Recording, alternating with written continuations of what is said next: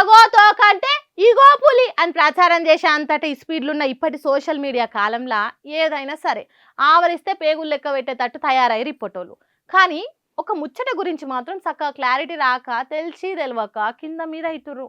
అబ్బా నీలో లేందమ్మా మ్యాటర్ లేకుండానే కదా మీ ఆత్రము. ఆత్రము నాకు అర్థమైంది కానీ రౌడీ బాయ్కి నేషనల్ క్రష్కు సమజైతలేనట్టుంది కదా. విజయ్ దేవరకొండ రష్మికల లగ్గం గురించే ముచ్చట.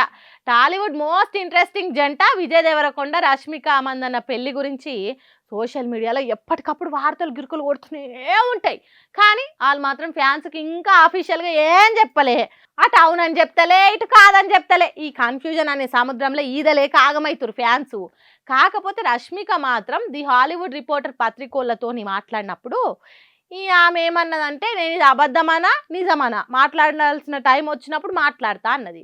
ఇంకో దిక్కు కొందరేమో అది వాస్తవం కాబట్టి ఆమె ఏం చెప్తలేదు, నిజంగానే విజయ్ని లగ్గమాడుతుంది కాబట్టే సమాధానం ఇస్తలేదు. అంతేకాదు 2026 ఫిబ్రవరి 26న ఉదయపూర్లో విజయ్ దేవరకొండ రష్మిక పెళ్ళి అని అన్నీ తయారవుతున్నాయని వీళ్ళు ఫిక్స్ కూడా చేశారు.